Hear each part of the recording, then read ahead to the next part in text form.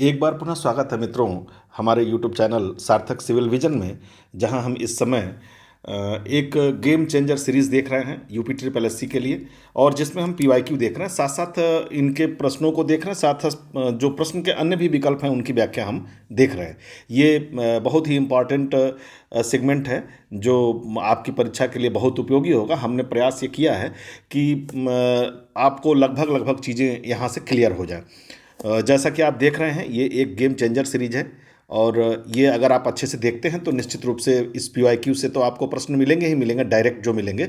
जो प्रश्नों के विकल्प हैं उनकी जो व्याख्या हम कर रहे हैं वहाँ से भी अगर प्रश्न बनते हैं तो भी आपको प्रश्न मिल जाएंगे। साथ ही साथ ये पीसीएस एग्जाम के लिए भी उपयोगी है। और अदर एग्जाम जो होते हैं जहाँ से, जैसे आज का जो टॉपिक है हमारा वो प्रियम्बल है, प्रस्तावना है। अगर प्रस्तावना से कोई प्रश्न अन्य परीक्षाओं में भी पूछे जाते हैं तो वहाँ भी इससे आपको पूरा पूरा फायदा, पूरा पूरा लाभ मिलेगा। इसके पहले हम 2 वीडियोज़ में 2 टॉपिक देख चुके हैं और आज का जो हमारा टॉपिक है वो प्रस्तावना है। प्रस्तावना बहुत ही इंपॉर्टेंट है और निश्चित रूप से प्रश्न इससे बनते ही बनते हैं। और मैं समझता हूँ कि प्रस्तावना अगर आपको ठीक से तैयार है तो आपको कोई भी दिक्कत नहीं आएगी। हम देखते हैं और इससे संबंधित प्रश्नों को देखें उसके पहले हम एक बार अपने प्रियम्बल को देख लेते हैं कि प्रियम्बल हमारा क्या कहता है। इसके बाद अगर आप प्रश्नों को हल करेंगे तो आपको समझ में आएगा कि केवल एक इस प्रियम्बल से ही अगर मुझे याद हो जाता है तो सारे प्रश्न, जितने भी कॉम्पिटिटिव विद्यार्थी हैं, मेरा अनुरोध होगा कि निश्चित रूप से प्रियम्बल को याद कर जाएं ताकि कोई भी प्रश्न पूछा जाए तो उनको कोई कठिनाई न हो। जैसे हम देखते हैं, इसके बाद हम प्रश्नों को देखेंगे। हम भारत के लोग भारत को एक संपूर्ण प्रभुत्व संपन्न, यहाँ देखते हैं, यहाँ पे पहली लाइन जो आती है वो क्या आती है, तो ये आती है हम भारत के लोग, है ना। तो ये ध्यान रखिएगा, हम भारत के लोग। साथ ही आप ध्यान रखिएगा संपूर्ण प्रभुत्व संपन्न, उसके बाद से ध्यान रखिएगा समाजवादी, फिर पंथ निरपेक्ष, लोकतंत्रात्मक गणराज्य बनाने के लिए तथा उसके समस्त नागरिकों को क्या क्या है, सामाजिक, आर्थिक और राजनैतिक न्याय, 3 तरह के न्याय की बात कर दिया। आगे आप देखेंगे तो कह रहा है कि विचार, अभिव्यक्ति, विश्वास, धर्म और उपासना की स्वतंत्रता, यानी कि कितने तरह की स्वतंत्रता की बात किया, विचार, अभिव्यक्ति, विश्वास, धर्म और उपासना, यानी कि 5 तरह की स्वतंत्रता की बात ये कर रहा है। ठीक है, आगे हम देखेंगे प्रतिष्ठा और अवसर की समता। क्या देख रहे हैं हम, प्रतिष्ठा और अवसर की 2 समता की बात किया, प्रतिष्ठा और अवसर की समता की बात कर रहा है, प्राप्त कराने के लिए तथा उन सब में व्यक्ति की गरिमा और राष्ट्र की एकता और अखंडता, यहाँ पे क्या बात किया, अखंडता सुनिश्चित करने वाली बंधुता बढ़ाने के लिए दृढ़ संकल्प होकर अपनी इस संविधान सभा में आज तारीख 26 नवंबर 1949, अब यहाँ पुनः आपको ध्यान रखना है, बहुत ही इंपॉर्टेंट है, किस तारीख को कह रहा है, तो आज तारीख 26 नवंबर 1949 ईस्वी, मिति मार्ग शीर्ष शुक्ल सप्तमी संवत 2006 विक्रमी, इसको भी आपको याद रखना है, ये भी एक प्रश्न होता है, आगे हम बात करेंगे इस पे, को एतद द्वारा इस संविधान को अंगीकृत, अधिनियमित और आत्मार्पित करते हैं। मित्रों, ये था प्रियम्बल, यही है प्रस्तावना। और जितने भी प्रश्न बनाए जाते हैं वो यहीं से बनाए जाते हैं। और इसी प्रियम्बल में अगर आपको इतना याद हो गया कि हम भारत के लोग भारत को संपूर्ण प्रभुत्व संपन्न, समाजवादी, पंथनिरपेक्ष, लोकतंत्रात्मक गणराज्य बनाने के लिए तथा उसके समस्त नागरिकों को सामाजिक, आर्थिक, राजनीतिक न्याय, विचार, अभिव्यक्ति, विश्वास, धर्म और उपासना की स्वतंत्रता, प्रतिष्ठा और अवसर की समता प्राप्त कराने के लिए तथा उन सब में व्यक्ति की गरिमा और राष्ट्र की एकता और अखंडता सुनिश्चित करने वाली बंधुता बढ़ाने के लिए दृढ़ संकल्प होकर अपनी इस संविधान सभा में आज तारीख 26 नवंबर 1949, मिति मार्क्सिक शुक्ल सप्तमी संवत 2006 विक्रमी को एतद द्वारा इस संविधान को अंगीकृत, अधिनियमित और आत्मार्पित करते हैं। अगर ये चीज़ आपको याद हो गई तो प्रस्तावना से कभी भी आपका कोई प्रश्न गलत नहीं होगा। ठीक है, ये प्रस्तावना थी। मेरा अनुरोध था कि प्रस्तावना निश्चित रूप से आप याद कर लें, इसीलिए मैंने अपने इस वीडियो में सबसे पहले प्रस्तावना डाली और उन महत्वपूर्ण पॉइंट की तरफ भी आपका ध्यान आकर्षित कराया जहां से प्रश्न पूछे जाते हैं, जिसको आप अब आगे के प्रश्नों में आप देख सकते हैं। तो हम अब प्रश्नों को देखेंगे जो यूपी ट्रिपल एससी में पिछले वर्षों में पूछे गए हैं और किस तरह के प्रश्न पूछे गए हैं प्रस्तावना से और कहाँ से निकाल के पूछे गए हैं आप देखेंगे। ठीक है, तो पहला प्रश्न हम देखते हैं। पहले प्रश्न में हम क्या देखते हैं, पहला प्रश्न है, भारत के संविधान की शुरुआत होती है। पहला ही प्रश्न आपका है कि भारत के संविधान की शुरुआत होती है। तो आप जानते हैं अभी हम लोग इस समय प्रियम्बल पढ़ रहे हैं, नीति निर्देशक सिद्धांत तो है नहीं, नागरिकता है नहीं, मौलिक अधिकार है नहीं। कहाँ से भारत के संविधान की शुरुआत कहाँ से होती है? तो ये संविधान की जो शुरुआत होती है वो कहाँ से होती है? तो ये प्रस्तावना यानी कि विकल्प डी इसका सही आंसर हो जाएगा। ठीक है, नेक्स्ट क्वेश्चन देखते हैं। जैसा कि मैंने आपको बताया, आप प्रश्नों में देखेंगे कि वही प्रियम्बल जो मैं पढ़ रहा था, हाईलाइट कर रहा था, उसी से संबंधित प्रश्न आपको मिलते चले जाएंगे। देखिए दूसरा प्रश्न देखते हैं। भारत के संविधान की प्रस्तावना में निम्नलिखित में से किस प्रकार की स्वतंत्रता का उल्लेख नहीं है? देखिए कितना बारीकी से इसने पूछा है कि किस प्रकार की स्वतंत्रता का उल्लेख नहीं है। ये नहीं कह रहा है कि किस किस प्रकार की स्वतंत्रता है, ये कह रहा है किस प्रकार की स्वतंत्रता का उल्लेख नहीं है। तो अभी आप पीछे स्लाइड में पढ़ रहे थे, विश्वास की स्वतंत्रता, ठीक है ना, ये हाई है। धर्म और उपासना की स्वतंत्रता ये हाई है। विचार की स्वतंत्रता ये भी है। आर्थिक स्वतंत्रता का उल्लेख जो है ये भारत की ये संविधान की प्रस्तावना में नहीं है। यानी कि पूछ रहा है किस प्रकार की स्वतंत्रता का उल्लेख नहीं है मित्रों, तो यहाँ आपका जो उत्तर हो जाएगा वो डी हो जाएगा, आर्थिक स्वतंत्रता का उल्लेख नहीं है। अगला प्रश्न देखते हैं।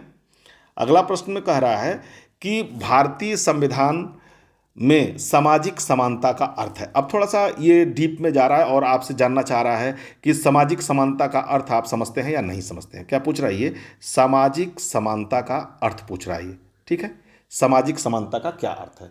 तो यहां हम देखेंगे कि सामाजिक समानता का जो अर्थ है संविधान में जो विकल्पों में अगर देखेंगे तो केवल महिलाओं को समान अवसर। आप सोच सकते हैं कि केवल महिलाओं को समान अवसर कौन सी सामाजिक समानता है? ठीक, मौजूदा प्रणाली को संशोधित करने के लिए कोई प्रयास नहीं किया जाना, ये तो कोई सामाजिक समानता हुई नहीं। सामाजिक समानता माने जहां सभी समान हो, आप प्रश्न से ही समझ सकते हैं।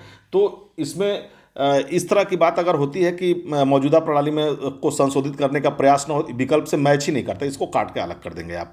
ठीक है, शिष्ट वर्ग के प्रति पक्षपात, यहाँ तो बात समानता की हो रही है तो यहाँ पक्षपात कहाँ से आ जाएगा? तो ये भी आपका एलिमिनेट हो जाएगा। और सभी समाज के सभी वर्गों, देखिए विकल्प डी में आपका उत्तर है समाज के सभी वर्गों के लिए समान अवसर, यानी इसका भी जो उत्तर हो जाएगा वो विकल्प डी हो जाएगा। समाज के सभी वर्गों के लिए समान अवसर जो है यही हमारे सामाजिक समानता का अर्थ है। ये यूपी वीडियो जो एग्जाम हुआ था 23 में उसका प्रश्न था, ये बढ़िया प्रश्न था।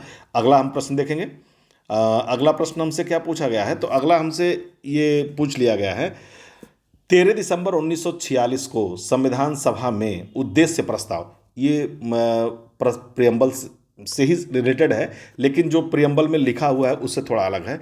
ये उद्देश्य प्रस्ताव यानी ऑब्जेक्टिव रिजोल्यूशन जो था वो किसके द्वारा पेश किया गया था? तो आप जानते हैं, पहले से आप पढ़े भी होंगे कि ये जो ऑब्जेक्टिव रिजोल्यूशन जो पेश किया गया था वो आप देखेंगे विकल्पों में जवाहरलाल नेहरू, सरदार वल्लभ भाई पटेल, सरोजिनी नायडू और राजेंद्र प्रसाद। तो ये पंडित जवाहरलाल नेहरू के द्वारा ये ऑब्जेक्टिव प्रस्ताव जो था वो पेश किया गया था। ये संविधान सभा के सामने उद्देश्य प्रस्ताव इन्होंने ही पेश किया है और यह एक ऐतिहासिक उद्देश्य प्रस्ताव था जिसमें संविधान संरचना के ढांचे के दर्शन की एक झलक थी, जो उद्देश्य प्रस्ताव पेश किया गया था। नेक्स्ट प्रश्न देखते हैं। अगला प्रश्न हमारा है भारतीय संविधान के स्वतंत्रता, समानता और बंधुत्व के आदर्श कहाँ से लिए गए हैं? ये भी एक अच्छा प्रश्न है। स्वतंत्रता, समानता और बंधुत्व के आदर्श कहाँ से लिए गए हैं? ठीक है, तो फ्रांसीसी संविधान, ग्रीक संविधान, रूसी संविधान और अमेरिकी संविधान। ठीक है मित्रों, ये जो इसका जो उत्तर हो जाएगा वो विकल्प ए हो जाएगा। जो संविधान में स्वतंत्रता, समानता और बंधुत्व का आदर्श लिया गया था ये लिया गया था हमारे फ्रांसीसी संविधान से। हुआ क्या था, आप इसके थोड़ा सा परिप्रेक्ष्य को जानेंगे तो आपको याद करने में आसानी होगी। ये फ्रांस की क्रांति के समय जो था, क्रांतिकारियों ने राजशाही की निरंकुशता के विरुद्ध जो नारा बुलंद किया था वो यही नारा था, स्वतंत्रता, समानता और बंधुत्व का नारा था और क्रांति को सफल भी बनाया था। जिसके बाद फ्रांसीसी संविधान में राज्य के आदर्श के रूप में इसको वर्णित कर दिया गया, यानी कि क्रांति में यही नारा था और फ्रांस के संविधान में इसको वर्णित किया गया। और वहीं से ये फ्रांसीसी संविधान से भी हम लोगों को भी प्रियम्बल में, हमारे भारतीय प्रियम्बल में भी, भारतीय प्रस्तावना में भी स्वतंत्रता, समानता और बंधुत्व का क्या कहते हैं उसमें, इसमें प्रियम्बल में डाला गया, माने वहीं से लिया गया है ये। ठीक है, नेक्स्ट देखते हैं हम। अगला प्रश्न हमारा है, भारत के संविधान की प्रस्तावना को कहा जाता है। बेहद आसान सा प्रश्न है कि आमुख, प्रलेख, राज्य के नीति सिद्धांत, संविधान की मुख्य विशेषताएं। तो प्रस्तावना को क्या कहते हैं हम? आमुख कहते हैं। ठीक है, प्रियम्बल कहते हैं, आमुख कहते हैं। विकल्प ए इसका सही उत्तर हो जाएगा। अगला प्रश्न देखते हैं। अगला है, भारतीय संविधान की प्रस्तावना का मूल उद्देश्य सुरक्षित करना है। ठीक है, अच्छा सा प्रश्न है। सभी व्यक्तियों के मौलिक अधिकारों को क्या सुरक्षित करना है, ये पूछ रहा है ये।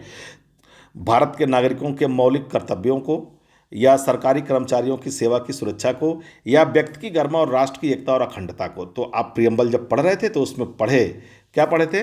व्यक्ति की गरिमा और राष्ट्र की एकता और अखंडता सुनिश्चित करने वाली। ठीक है, तो ये विकल्प डी इसका सही उत्तर हो जाएगा। प्रस्तावना का जो मूल उद्देश्य है सुरक्षित करना, वो क्या है? व्यक्ति की गरिमा तथा राष्ट्र की एकता और अखंडता को सुनिश्चित करना। ठीक है, अगला देखते हैं हम। अगला हमको जो प्रश्न हमारे सामने है वो मिलान का प्रश्न है, और हमको मिलाना है इसमें कि 1 से कौन सा मैच करेगा, 2 से कौन सा मैच करेगा। तो प्रभुत्व संपन्न हम देख रहे हैं। प्रभुत्व संपन्न का मतलब समझ लेते हैं, यानी कि लोगों को बाह्य एवं आंतरिक मामलों में निर्णय लेने की बाह्य और आंतरिक मामलों में निर्णय लेने का जो अधिकार है वही होता है प्रभुत्व संपन्न। यानी आप 1 को, यहाँ विकल्प नहीं है, हम मिला देते हैं, आप देख लीजिए। प्रभुत्व संपन्न का मतलब हो गया लोगों को बाह्य और आंतरिक मामलों में निर्णय लेने का सर्वोच्च अधिकार लोगों के पास ही है। ठीक। प्रजातांत्रिक से आप समझ ही सकते हैं क्या होता है? लोगों को समान राजनीतिक अधिकार प्राप्त हो। यहाँ देखिए विकल्प सी में दिख रहा है, सबको समान राजनीतिक अधिकार प्राप्त है। ये क्या हो गया? ये प्रजातांत्रिक हो गया। ठीक है। अब धर्मनिरपेक्ष का रहा है, जिसका कोई माने हमारे संविधान में जो वर्णन किया गया है उसमें ये किया गया है कि नागरिकों को कोई भी धर्म अपनाने की पूर्ण स्वतंत्रता है। यहाँ बाध्य नहीं किया सकता है। धर्मनिरपेक्ष राष्ट्र है हमारा, यानी जो चाहे जो धर्म अपनाए और अपने धर्म का पालन करे, कोई दिक्कत नहीं है। भाईचारा आप समझते ही हैं, तो ए विकल्प इसका हो जाएगा। सभी को एक परिवार के सदस्य के रूप में रहना चाहिए, ये हमारे संविधान के उच्च आदर्श है। नेक्स्ट अगला प्रश्न देखेंगे हम। अगला कह रहा है, भारतीय संविधान अपने नागरिकों को, देखिए यहाँ आ गया फिर प्रियम्बल, अगर आपको याद है तो यहाँ से आराम से अभिव्यक्ति और विश्वास की स्वतंत्रता देता है, हैसियत और अवसर की देता है। कह रहा है ना कि भारतीय संविधान अपने नागरिकों को, ठीक है, समानता का वचन देता है। ठीक, तो हम क्या देखते हैं? समानता का वचन देता, तो प्रतिष्ठा और अवसर की समता। जब हम पढ़ रहे थे तो पढ़ रहे थे प्रतिष्ठा और अवसर की समता। यहाँ देख लेते हैं, यहाँ थोड़ा सा इसको अलग तरीके से लिख दिया है और ये कंफ्यूज करने के लिए विद्यार्थियों को लिखा है। ठीक है, प्रतिष्ठा और अवसर की समता की बात हम पढ़ रहे थे जब प्रियम्बल पढ़ रहे थे तो ठीक, तो अभिव्यक्ति और विश्वास तो हुआ नहीं। ठीक है, और आप देखेंगे विचार और अभिव्यक्ति हुआ नहीं। ठीक है, अवसर और अभिव्यक्ति हुआ नहीं। क्या है? प्रतिष्ठा और अवसर। ठीक है, तो इसमें प्रतिष्ठा का मतलब किससे लिया गया है? इसमें प्रतिष्ठा का मतलब इसने हैसियत से ले लिया है। ठीक है, हैसियत से इसने प्रतिष्ठा का मतलब ले लिया है, और अवसर है, तो इसका जो सही उत्तर हो जाएगा वो बी हो जाएगा। नागरिकों को प्रतिष्ठा और अवसर की, आप वैसे मेरा ये सुझाव है कि आप प्रतिष्ठा और अवसर प्रियम्बल में जैसे पढ़ेंगे याद करेंगे, प्रतिष्ठा और अवसर ही याद करिएगा। थोड़ा सा मुझे अटपटा लग रहा है हैसियत को प्रतिष्ठा से जोड़ना सॉरी, लेकिन विकल्पों में कोई और विकल्प ऐसा है नहीं जिससे इसको मैच किया जा सके, इसलिए इसका बी इसका उत्तर हो जाएगा। अगला हम देखते हैं। अगला है, निम्नलिखित में से किसको संविधान की आत्मा के रूप में माना गया है? ठीक है, इस प्रश्न को देखिए। राज्य के नीति सिद्धांत, राष्ट्रीय ध्वज, प्रस्तावना, मूल अधिकार। तो आप जानते हैं कि संविधान की आत्मा किसे माना गया है? तो प्रस्तावना को। विकल्प सी इसका सही उत्तर हो जाएगा, प्रस्तावना को माना गया है। ये यूपी ट्रिपल एससी में प्रियम्बल से पूछे गए जितने भी सवाल थे, चाहे राजस्व लेखपाल हो, चाहे अन्य परीक्षाएं हों, वो प्रस्तावना से यही प्रश्न पूछे गए हैं। अगर आप प्रस्तावना याद कर लेते हैं तो प्रस्तावना से जो भी प्रश्न पूछे जाएंगे वो आप सही कर ले जाएंगे। और बाकी प्रस्तावना से संबंधित एक पीडीएफ नोट्स भी मैं तैयार कर रहा हूं, जो लेके आऊँगा, जिसमें आप पीडीएफ पढ़ने के बाद आपको पूरा क्लियर हो जाएगा और प्रस्तावना से कोई प्रश्न आपका गलत नहीं होगा। मित्रों, इसके पहले 2 वीडियोस और फिर आज का ये प्रियम्बल का वीडियो जो यूपी ट्रिपल एस सी के प्रश्न पूछे गए उससे संबंधित मैं ये आपको लेके आया हूँ। अगर मेरा प्रयास अच्छा लगता है तो चैनल को लाइक कीजिए, शेयर कीजिए, सब्सक्राइब कीजिए। पुनः मैं एक नए वीडियो के साथ और अपने अगले टॉपिक के साथ, जिसका शीर्षक होगा मौलिक अधिकार, जो बहुत इंपॉर्टेंट है, सभी परीक्षाओं में पूछा जाता है, लेके उपस्थित होऊंगा। तब तक के लिए नमस्ते, धन्यवाद।